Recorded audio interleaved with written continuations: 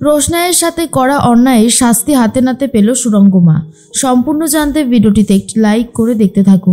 গল্পে শুরুতেই দেখা যায় যে রোশনাইকে ফাঁসাতে গিয়ে নিজের মেয়েরই অনেক বড় ক্ষতি করে দিয়েছে সুরঙ্গমা। এদিকে গরিমা তো হসপিটালে ভর্তি, অন্যদিকে সুরঙ্গমা ভীষণ কান্নাকাটি করতে থাকে আর বলে, আমার মেয়ের সাথে যে এরকমটা হবে এটা আমি কল্পনাও করতে পারি না। সব কিছু হয়েছে ওই রোশনাইয়ের জন্য। ওকে আমি কোনোভাবেই ক্ষমা করব না, উচিত শিক্ষা আমি ওকে দেবই দেব। তখনই গরিমার বাবা নীলাব্জ বলে, শোনো সুরঙ্গমা, মাথা ঠান্ডা করো।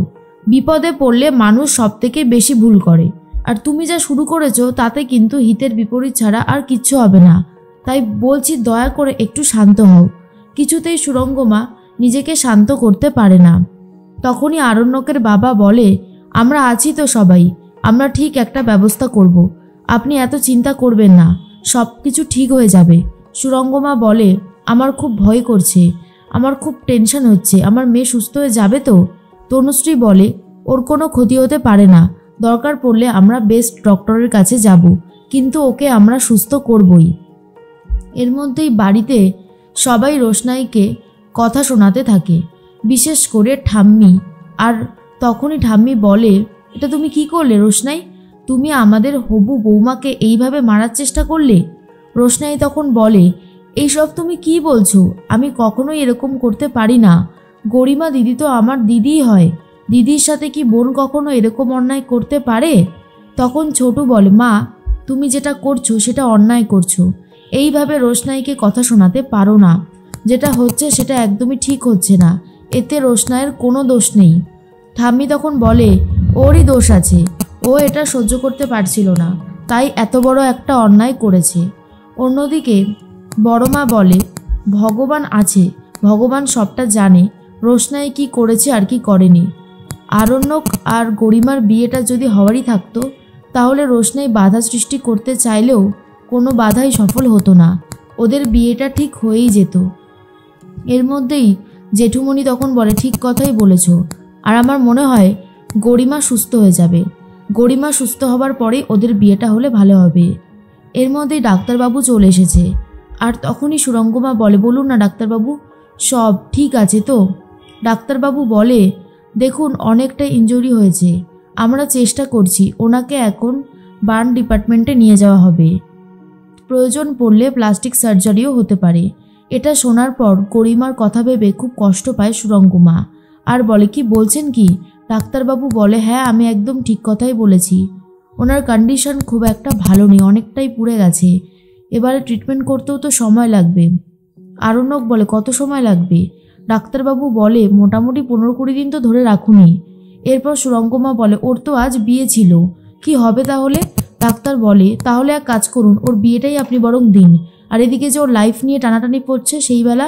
সুরঙ্গমা খুব ভেঙে পড়েছে, তনুশ্রীও খুব কাঁদতে থাকে আর বলে, আমাদের বাড়ির বৌমা হতে চলেছিল মেয়েটা, শেষে এত বড় বিপদ হবে এটা তো ভাবতেই পারি না।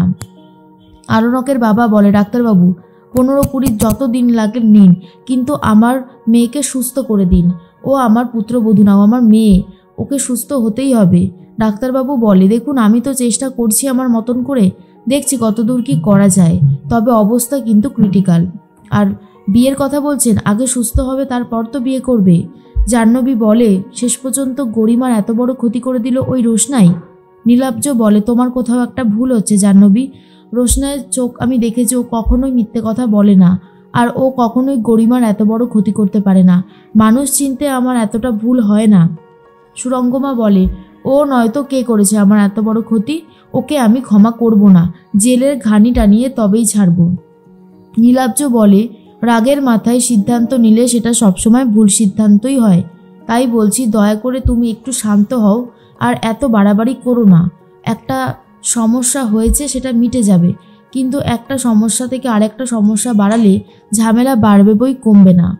এর মধ্যেই সুরঙ্গমা মনে মনে ভাবে, আরণ্যকও আমার মেয়েকে ঠকিয়েছে, ও রোশনাইকে ভালোবেসে ফেলেছে, কিন্তু তবুও ও গরিমাকে বিয়ে করতে চেয়েছে।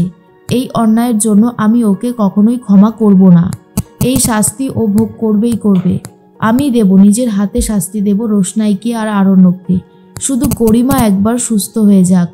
এর মধ্যেই বাবলু বলে, জানি সুরঙ্গমা ম্যাডাম, আপনার টেনশন হচ্ছে, টেনশন হওয়াটাই স্বাভাবিক, কিন্তু একটা কথা মনে রাখবেন, আমরা সবাই আপনার সাথে আছি, আমরা গরিমার কোনো ক্ষতি হতে দেব না। এদিকে বাবলু মনে মনে ভাবতে থাকে, রোশনাইয়ের বিরুদ্ধে যা যা লিগ্যাল স্টেপ নেওয়া যায় সবটাই নেব। আর অন্যদিকে দেখা যায় নীলাব্জ ভাবে সুরঙ্গমা যেই খেলায় মেতেছে সেই খেলায় সর্বনাশ ছাড়া আর কিচ্ছু হবে না। ও যেটা করছে সেটা অন্যায় করছে, এইভাবে আমার মেয়েটার সর্বনাশ হয়ে গেল ভাবতেও পারছি না। মনে মনে এটা ভাবে আবার সুরঙ্গমা যে আমি কিছুতেই ওই রোশনাইকে ছাড়বো না, শাস্তি ওকে দেবই, কিন্তু সুরঙ্গমার জন্যই আজ গরিমার এই অবস্থা হয়েছে। রোশনাইয়ের ক্ষতি করতে চেয়ে গরিমারই ক্ষতি করে ফেলেছে সুরঙ্গমা, আর যে অন্যায় সে করেছে তার শাস্তিও কিন্তু হাতে নাতে পাচ্ছে। গরিমা ভীষণই অসুস্থ, হসপিটালে ভর্তি, আর ডাক্তারবাবুরা চেষ্টা করছে যাতে গরিমাকে সুস্থ করা যায়। গরিমা সুস্থ হলেও ভবিষ্যতে সে নাচ করতে পারবে কিনা এটা নিয়ে সন্দেহ রয়েছে ডাক্তারদের মনে।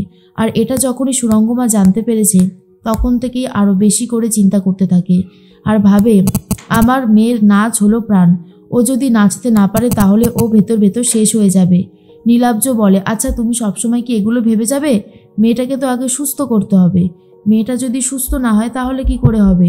শোনো, তুমি শান্ত হও, আমি বলছি তো ও সুস্থ হবেই হবে।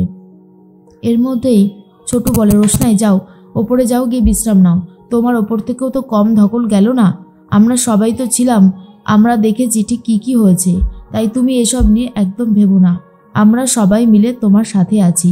রোশনাই ভগবানকে ডাকে যাতে গরিমা সুস্থ হয়ে যায়, গরিমার আর কোনো ক্ষতি না হয়, কিন্তু গরিমা সুস্থ হবে কিনা ডাক্তারদের মনে এটা নিয়ে ভালোই একটা প্রশ্ন রয়েছে। আর এদিকে সুরঙ্গমাও ভীষণই কান্নাকাটি করতে থাকে আর খুব ভেঙেও পড়েছে।